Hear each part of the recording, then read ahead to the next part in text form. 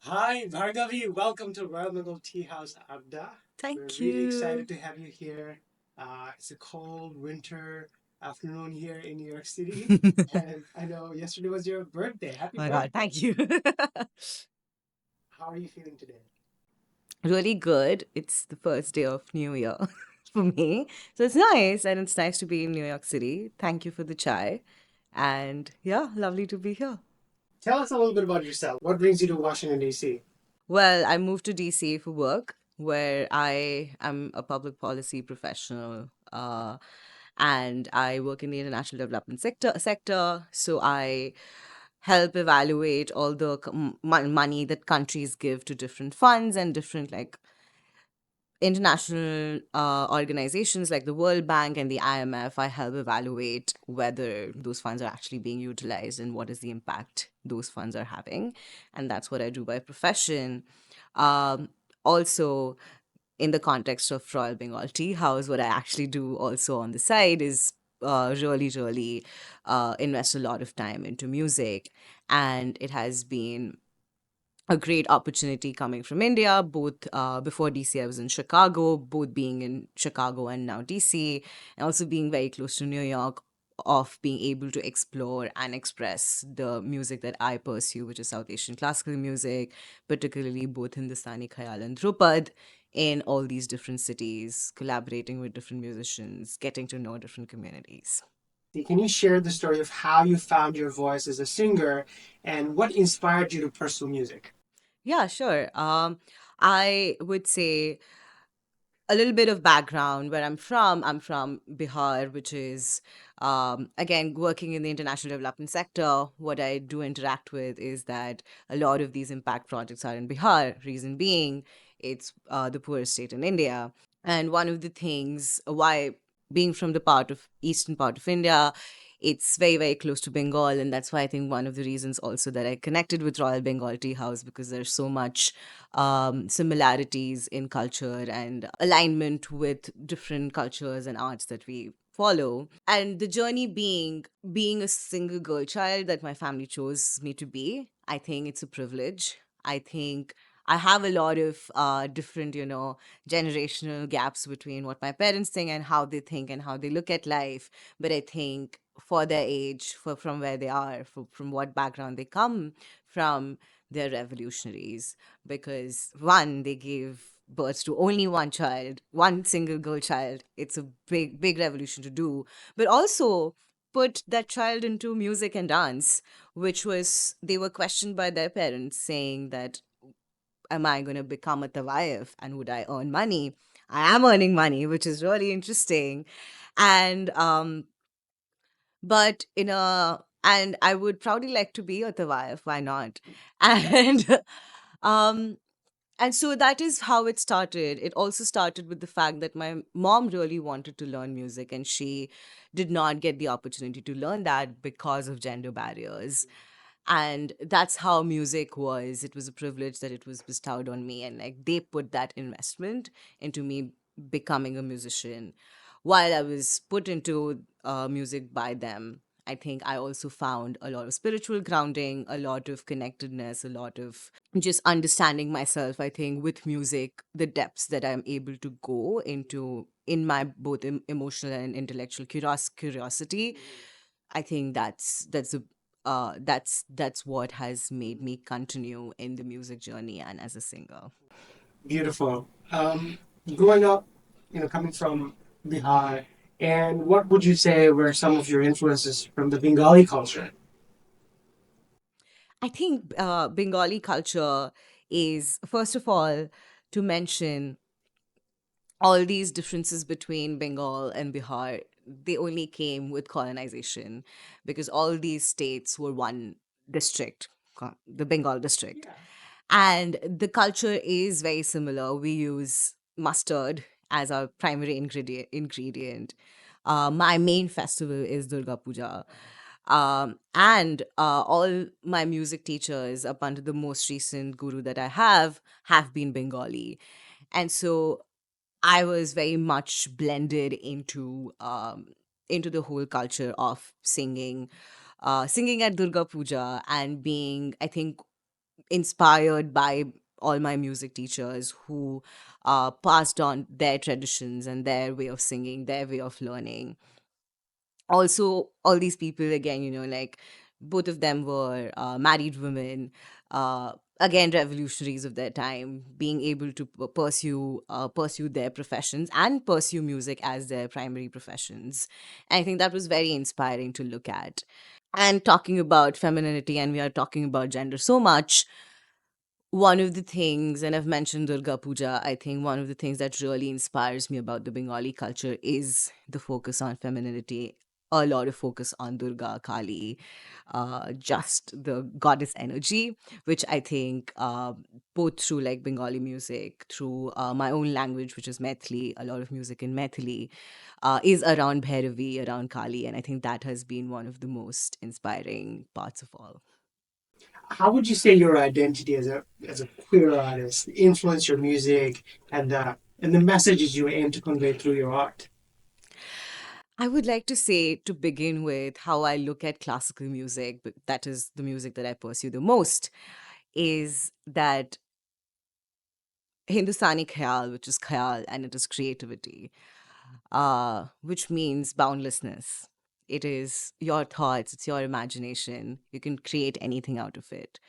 That is how I look at queerness. What my definition of queerness is that it is not bounded by anything.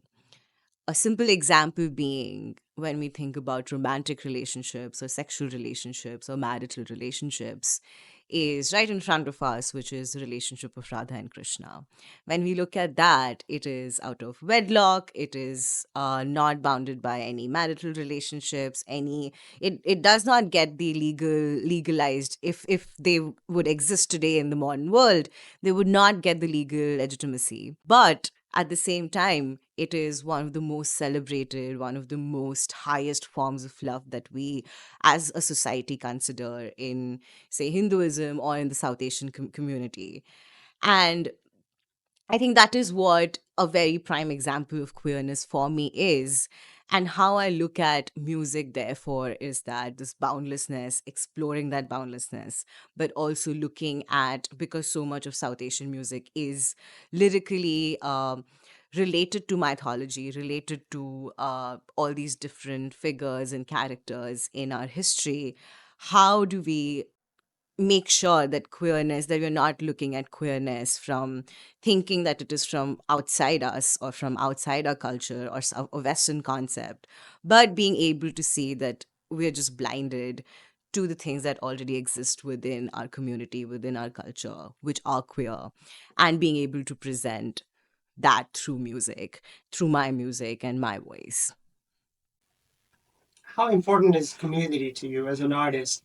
And are there any collaborations or projects you have been a part of when living in Chicago, living in India? And how do you foresee that to kind of transition over as in Washington D.C. in the East Coast now that you're living in Washington D.C. and you're collaborating with us, for example, in New York City? So we've been talking about queerness, we've been talking about transgression. One of the biggest transgressive, I would say, expression of music that I've been involved in was in India, where we looked at Amir Khusro's music.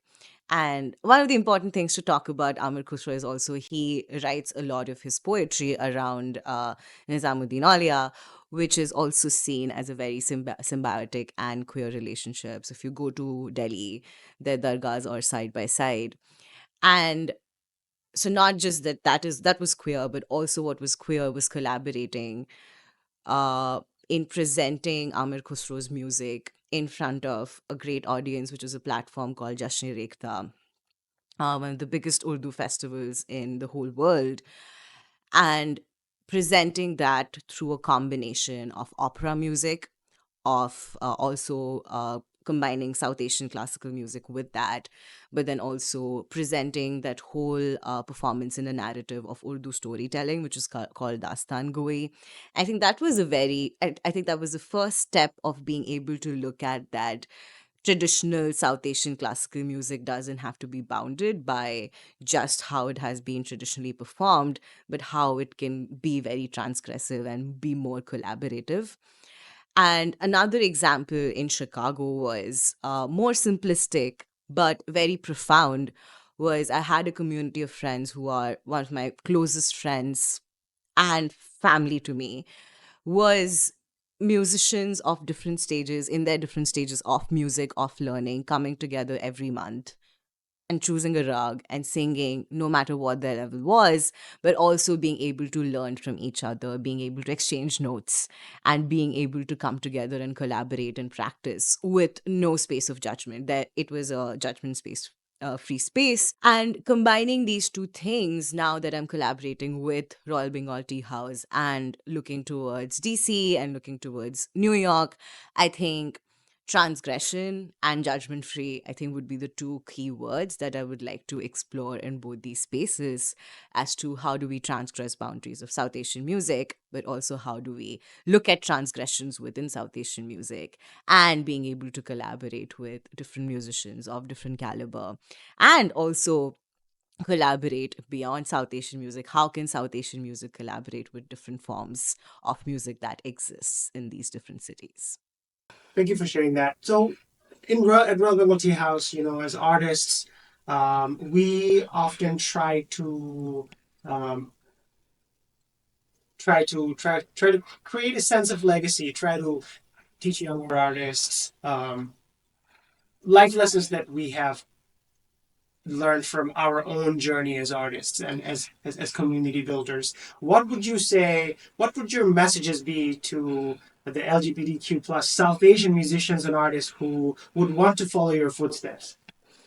Yeah, that's a very good question. And I think I'm also like still in my own learning process. But one of the things that I would like to like bring out the message and give not inspiration, but just like a message out there in the world is that because the society is so dismissive of the community, I think we as individuals should not be dismissive of the culture and dismissive of things that we have. South Asian culture is ours. South Asian music is ours as much as it any is of the non-queer people. And so nobody can take that away from us. And so being able to find queer voice in that culture, being able to reclaim that culture as your own. Look at from Methi language, if you see at Vidyapati. Vidyapati is a great queer artist if you look for your own words and own ideas there. If you look at Tagore's work, that's very, very queer, and it's how it's all about the lens that you are looking at it from. And then as queer South Asian artists, it is our responsibility to being able to present that lens to other audiences who do not understand, and bringing these big bridge, or becoming the bridge between these two different communities who maybe don't understand each other, but being able to present that these are commonalities between them and there are commonalities between us. Beautiful. Thank you so much for joining us today at Royal Bengal Tea House Adda. Bhargavi, we are really looking forward to concerts, collaborations, and more conversations like this. Thank you so much for joining us. Thank you so much for having me.